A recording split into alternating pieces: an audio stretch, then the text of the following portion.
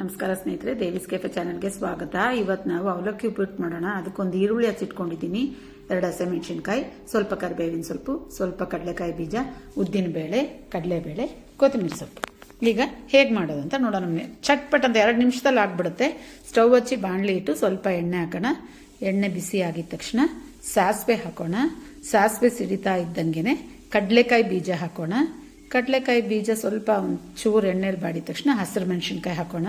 ಹಸಿರು ಮೆಣಸಿನ್ಕಾಯಿ ಹಾಕಿದ್ಮೇಲೆ ಕಡಲೆಬೇಳೆ, ಉದ್ದಿನಬೇಳೆ ಅವೆರಡೂ ಅದ್ರ ಜೊತೆಲಿ ಹಾಕೋಣ.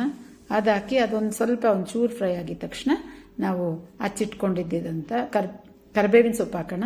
ನಂತರ ಹಚ್ಚಿಟ್ಕೊಂಡಿರುವಂಥ ಈರುಳ್ಳಿನೂ ಅದ್ರ ಜೊತೆಯಲ್ಲೇ ಹಾಕ್ಬಿಡೋಣ.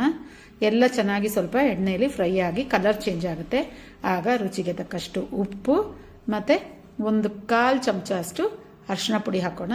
ಅದನ್ನು ಹಾಕಿ ಚೆನ್ನಾಗಿ ಸ್ವಲ್ಪ ಮಿಕ್ಸ್ ಮಾಡಿ ಎಲ್ಲ ಚೆನ್ನಾಗಿ ಹೊಂದ್ಕೊಂಡಿದ್ಮೇಲೆ ನಾವು ಮುಂಚೆನೇ ನೆನೆಸಿಟ್ಕೊಂಡಿರೋವಂಥ ಅವಲಕ್ಕಿನ ನೀರೆಲ್ಲ ಹಿಂಡ್ಬಿಟ್ಟು ಹಾಕೋಣ. ಅದಕ್ಕೆ ಹಾಕ್ಬಿಟ್ಟು ಚೆನ್ನಾಗಿ ಮಿಕ್ಸ್ ಮಾಡಿದ್ರೆ ರುಚಿಕರವಾದ, ಮೇಲೆ ಸ್ವಲ್ಪ ಕೊತ್ತಂಬರಿ ಸೊಪ್ಪು ಉದುರಿಸಿದ್ರೆ ರುಚಿಕರವಾದ, ಟೇಸ್ಟಿಯಾದ, ಈಸಿ, ಇನ್ಸ್ಟೆಂಟ್ ಅವಲಕ್ಕಿ ಉಪ್ಪಿಟ್ಟು ರೆಡಿ.